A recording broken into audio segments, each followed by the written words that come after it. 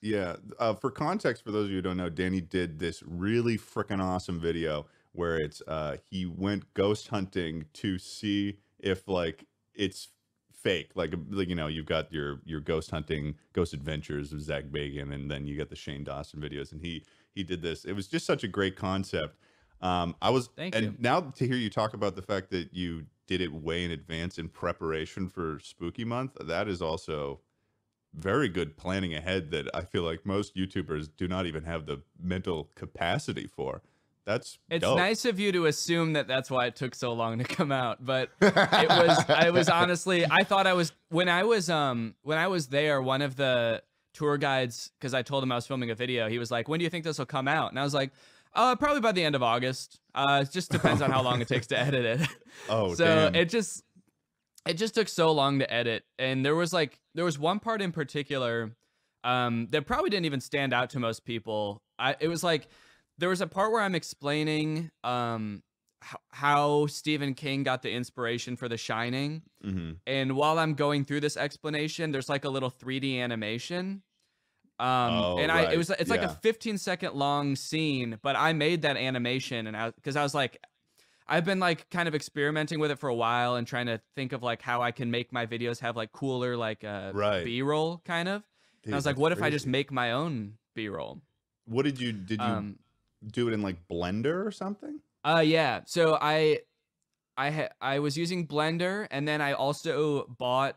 I've had this for a while, but it's like the first time I actually broke it out. I bought a motion capture suit, so all of the motion in the animation is like me, like walking around in this suit, and like applying it to this 3D model. Crazy, dude. Well, that's fun too.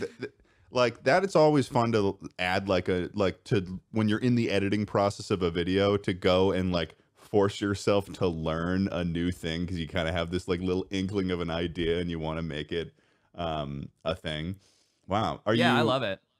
Yeah, is that, I imagine this is because I don't know about you, but I feel like I have this for some videos that I post that are like when you go into it, like I imagine that you were less worried about like, because you probably knew the concept itself was like a good video concept, truly.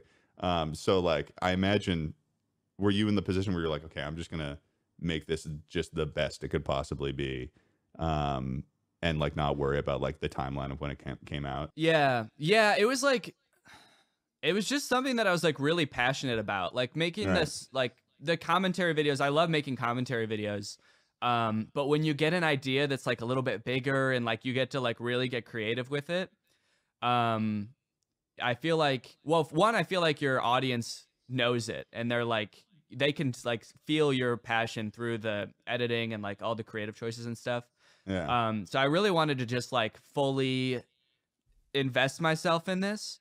So yeah, I was kind of like, anything like creative I can try out. I'll take as long as I need to edit it. And then I also was like, I had like sponsors that I had to do that month, and I just like would divert them to other videos because I was like, I don't even want a sponsor on this video. I want it to be like one video that's just this story and that's it. Yeah, you don't even want to interrupt it with like a stinky sponsor. I totally relate to that. Yeah.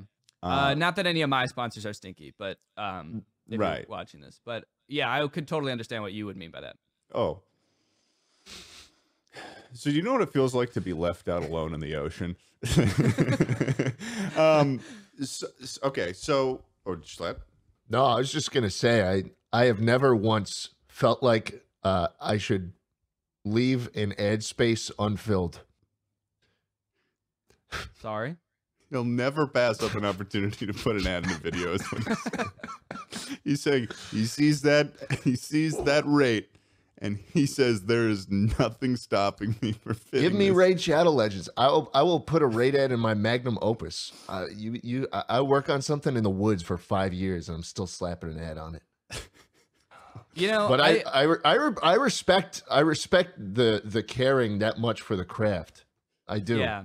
I mean, I'm sorry. In general, I'm really grumpy right now. In general, I agree with you. No, I mean, like, yeah, it's hard to pass up opportunities like that. And, you know, if they had offered me like, you know, twice my usual rate or something, I probably would have been like, okay, yeah, I'll throw it in there. Right. Yeah.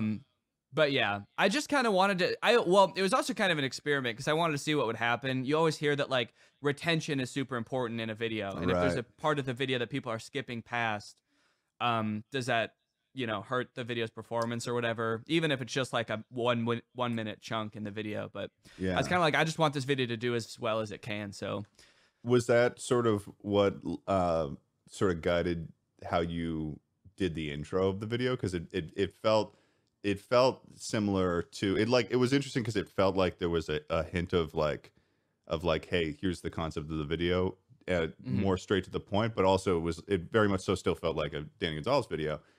Were you so was that something you were thinking about for like that intro portion of like? right. Yes. Yeah, definitely. I wanted the intro to be a little bit more like I don't know about cinematic, but just like more interesting than a regular like me sitting at a desk type of video. And I also wanted to like challenge myself to try to explain the concept of the video as like quickly and concisely as possible. Yeah. Because I feel like when I start at my desk, oftentimes I kind of like just, you know, rant for a little bit before I actually get into the video. I feel like a lot of people do that too. Yeah, and I was relate like, to I that a want lot.